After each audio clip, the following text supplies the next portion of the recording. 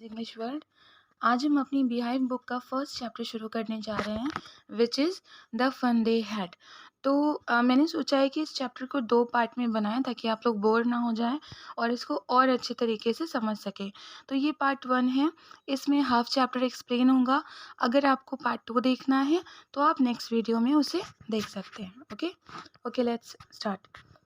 Firstly will talk about the name of the chapter. Okay, the fun they had. वे मस्ती जो वे करते थे, ठीक है, या जो मस्ती वे करते थे। अब यहाँ पे दे बहुत ही अच्छे से समझिएगा। दे किसको कहा गया है? ये कहा गया है स्टूडेंट्स को। इस चैप्टर में स्टूडेंट्स की बात हो रही है, उन्हीं की बात पे ये कहा गया है कि जो मस्ती वे करते थे। तो दे कौन है? वो बच्चे हैं जो स्कूल में पढ़ते हैं, ठीक है, उनकी बात हो रही है। The story we shall read is set in the future when books and schools, as we now know them, will perhaps not exist। यानी कि ये स्टोरी जो हम पढ़ रहे हैं ये किसके बारे में है? फ्यूचर के बारे में है, ठीक है। जब किताबें और स्कूल जिनको हम अभी जानते हैं वो शायद आने वाले समय में स्कूल और किताबें नहीं रहेंगी। How will children study then? तो जब बुक्स ही नहीं होंगी, स्कूल ही नहीं होंगे, तो बच्चे पढ़ेंगे कैसे? द डायग्राम बेलो में गिव यू सम आइडियाज। यहाँ पे एक डायग्राम दिया गया है जिसको देखकर आप कुछ आइडिया लगा सकते हो। लर्निंग थ्रू कंप्यूटर्स, बच्चे किससे पढ़ेंगे? कंप्यूटर से पढ़ेंगे। वर्चुअल क्लासरूम्स होंगे, एक बच्चे के लिए एक सेपरेट रूम बनाया जाएगा जहाँ पे एक कंप्यूटर टीचर होगा, ठीक है, और एक बच्चा अलग रूम में बैठ के सेपरेटली पढ़ेगा। रोबोटिक टीचर्स होंगे और मूविंग ई टेक्स्ट। अब जब रोबोटिक टीचर्स होंगे तो बुक से तो पढ़ाएंगे नहीं, यानी कि हमारे जो कंप्यूटर होगा उसकी सॉफ्टवेयर में ऑलरेडी कई सारी बुक्स होंगी, ठीक है। मार्जी even wrote about it that night in her diary. उस रात मार्जी ने अपनी डायरी में लिखा। ऑन द पेज हेडेड 17 में 2157 शी रोट। अब ये वो डेट है जिस दिन उन लोगों को वो बुक मिली थी, तो आप इस डेट को देख के समझ सकते हैं कि ये फ्यूचर की बात है ना। तो 17 मई को किसको बुक मिली थी?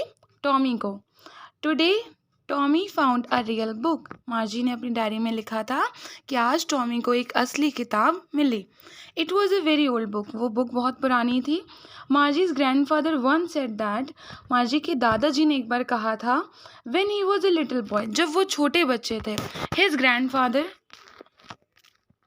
टोल्ड हिम दैट, मतलब मार्जी के दादाजी ने बताया था कि उनके दादाजी ने उनको बताया था that there was a time when all stories were printed on paper, कि एक ऐसा समय था जब सारी जो कहानियाँ होती थी वो किस पे प्रिंट होती थी? पेपर पे छापी जाती थी, मतलब लिखी होती थी। दे टर्न द पेजेस, वो अब पेजेस को टर्न करते हैं। विच वर येलो एंड क्रिंकली, और वो पेजेस कैसे थे? येलो और क्रिंकली थे। आपकी बुक में क्रिंकली की मीनिंग दी गई है विद मैनी फोल्ड्स और लाइंस। जब किसी पेज को कई बार फोल्ड किया जाता है, पलटा जाता है, तो उस पेज पे लाइन बन जाती है, ठीक है। और जब बुक पुरानी होती है तो उसका कलर येलोइश हो जाता है। तो येलो एंड क्रिंकली थी वो book. And it was awfully funny to read words that stood still instead of moving the way they were suppose to. अब उनको वो बुक पढ़ना बहुत ही फ़नी लग रहा था। क्यों?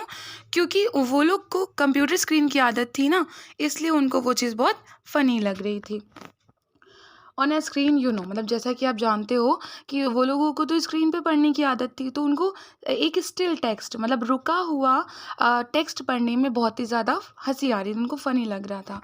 And then when they turn back to the page before, और जब वो मतलब पेजेस पलट रहे थे, टर्न कर रहे थे, it had the same words on it, और तो सारे पेजेस पे उनको सेम वर्ड्स लग रहे थे। It had when they read it the first time, मतलब जब वो पहले पढ़े थे उसके बाद जैसे ही वो पेज टर्न करे तो उनको फिर वो सेम लग रहा था। Gee said Tommy, what a waste. Tommy ने कहा कि क्या बेकार सी चीज़ है। When you are through with the book, मतलब जब आप एक बार वो बुक पढ़ लोगे, you just throw it away, आप इसको फेंक दोगे, क्योंकि एक बार पढ़ने के बाद दोबारा पढ़ने की ज़रूरत ही क्या पड़ेगी, उसमें कंटेंट तो सेम रहेगा। तो वो लोग यही सोच रहे थे कि एक बार पढ़ने के बाद इस बुक को दोबारा फेंक दिया जाएगा। आई गेस, मुझे ऐसा लगता है, our television screen must have had a million of books on it and it's good for plenty more. अब टॉमी कहता है कि हमारी जो टेलीविज़न स्क्रीन है, यहाँ पे किसकी बात हो रही है? कंप्यूटर टीचर की बात हो रही है। वो कहता है उसमें तो लाखों किताबें हैं और भी ज़्यादा उसमें ऐड हो सकती हैं ना, प्लेंटी मोर, और ज़्यादा उसमें मतलब लाई जा सकती हैं, सेव की जा सकती हैं। I wouldn't throw it away. तो टॉमी कहता है कि मैं इस बुक को नहीं फेंकूंगा। अब उसने क्यों बोला था? Because he wanted to know about that book.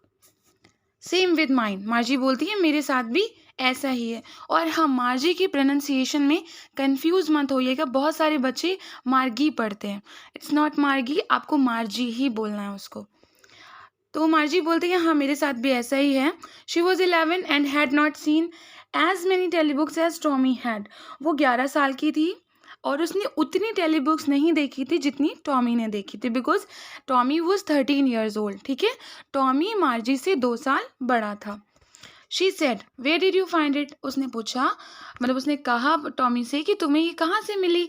In my house. He pointed without looking because he was busy reading. तो क्योंकि वो बुक पढ़ने में बिजी था टॉमी, तो उसने पॉइंट किया, मतलब इशारा करके बताया, विदाउट लुकिंग, बिना देखे इशारा किया, क्योंकि वो बिजी था। इन द एटिक, एटिक को हिंदी में अटारी बोलते हैं। रूम में छत के नीचे एक छोटा सा प्लेस बनाया जाता है जहाँ पे मतलब जो भी यूज़फुल चीज़ें नहीं होती उन्हें रखने के लिए, ठीक है, वो जगह बनाई जाती है अटारी।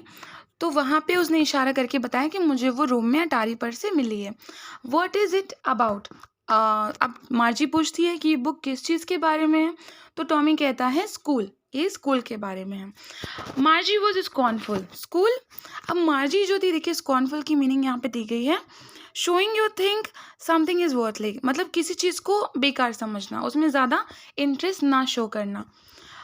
स्कूल, मतलब वो स्कूल को लेकर के बहुत ज़्यादा वैसे भी चिड़ी हुई थी अपने रोबोटिक टीचर से, वो बहुत परेशान थी। What's there to write about school? अब मार्जी बोलती है स्कूल के बारे में लिखने जैसा क्या है? आई हेट स्कूल, मुझे स्कूल से नफरत है। मार्जी always hated school but now she hated it more than ever. अब क्योंकि वो हमेशा से स्कूल से नफरत करती थी, ठीक है, शी ऑलवेज हेटेड स्कूल, लेकिन अब वो और ज़्यादा नफरत करने लगी थी स्कूल से। The mechanical teacher had been giving her test after test in geography. तो उसकी जोग्राफी सब्जेक्ट में उसका जो रोबोटिक टीचर था वो उसको टेस्ट पे टेस्ट दे रहा था। And she had been doing worse and worse. और उसकी वो जो प्रोग्रेस था, उसकी जो परफॉर्मेंस थी मार्जी की, वो बहुत ख़राब हो रही थी, मतलब वो टेस्ट में अच्छे नंबर नहीं ला पा रही थी। Until her mother had shaken her head sorrowfully, मतलब होता है ना, एक परेशान होकर अपना सर पकड़ के बैठ जाना, बिल्कुल बिल्कुल फेडअप हो जाना। तो उसकी मदर जो थी बहुत ज़्यादा परेशान हो गई क्योंकि उसके टेस्ट बहुत ख़राब जा रहे थे। तो उसकी जो मदर थी and send for the county inspector, उनकी मदर ने काउंटी इंस्पेक्टर को बुलाया। अब अच्छे से समझ लीजिए कि काउंटी इंस्पेक्टर होता क्या है। वो पर्सन जो कंप्यूटर को रिपेयर करता है, ठीक है, यहाँ पे कोई पुलिस वाले की बात नहीं हो रही है। वो पर्सन जो कंप्यूटर को रिपेयर करता है उसे इस स्टोरी में काउंटी इंस्पेक्टर बोला गया है। He was a round little man with a red face and a whole box of tools. वो एक छोटा सा मोटा सा आदमी था और उसका चेहरा बिल्कुल लाल लाल सा था। उसके पास एक बड़ा सा बॉक्स था जिसमें कुछ टूल्स वगैरह थे, औजार थे, ठीक है, और तार वार लेकर वो आया हुआ था। He smiled at Margie and gave her an apple. वो उस मार्जी को देखकर मुस्कुराया और मार्जी को उसने एक सेब दिया। Then took the teacher apart. उसके बाद उसने टीचर को अलग हटाया। Margie had hoped he wouldn't know how to put it together again. अब मार्जी ये उम्मीद कर रही थी कि उस काउंटी इंस्पेक्टर को पता ही ना हो कि इस कंप्यूटर को कैसे ठीक किया जाता है। But he knew how all right, लेकिन उसको बहुत अच्छे से सब कुछ आता था। एंड आफ्टर एन आवर और सो, और 1 घंटे के बाद, देयर इट वॉज अगेन, फिर से क्या, 1 घंटे के अंदर ही उस काउंटी इंस्पेक्टर ने उसको बना दिया। लार्ज एंड ब्लैक एंड अगली with a big screen on which all the lessons were shown and the questions were asked. अब क्योंकि मार्जी के लिए वो कंप्यूटर टीचर बहुत ही गंदा सा था, तो यहाँ पे क्या बोला गया, बड़ा सा, large and black, black colour का यहाँ पे मॉनिटर जो स्क्रीन होती है कंप्यूटर की, उसको बोला जा रहा है अगली, बहुत ही बदसूरत सा। फिर से वो उसका रोबोटिक टीचर बन के तैयार हो चुका था और उसमें क्वेश्चंस आने लगे थे, शो होने लगे थे। दैट वॉजंट सो बैड, वो मतलब ज़्यादा बुरा नहीं था। द पार्ट मार्जी हेटेड, जिस चीज़ से मार्जी नफरत करती थी most was the slot where she had to put homework. वो उस स्लॉट से नफरत करती थी जहाँ पे उसको होमवर्क मतलब पुट करना पड़ता था, इंसर्ट करना पड़ता था, एंड टेस्ट पेपर, और जहाँ पे उसको टेस्ट पेपर इंसर्ट करने होते थे। She always had to write them out in a punch code.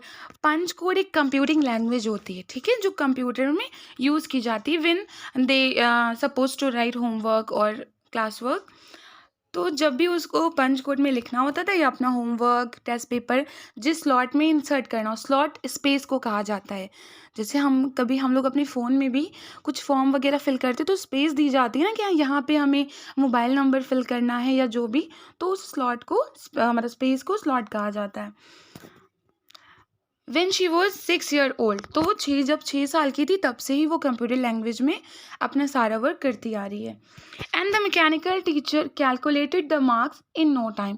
और वो जैसे ही अपना होमवर्क या अपना टेस्ट पेपर उसमें इंसर्ट करती थी, जो कंप्यूटर टीचर होता था उसको बिल्कुल नो टाइम, मतलब उसको समय ही नहीं लगता था, वो चुटकियों में अपना काम कंप्लीट कर लिया करता था। So that's all for today. इस वीडियो में बस इतना ही। If you want to know more then watch next video.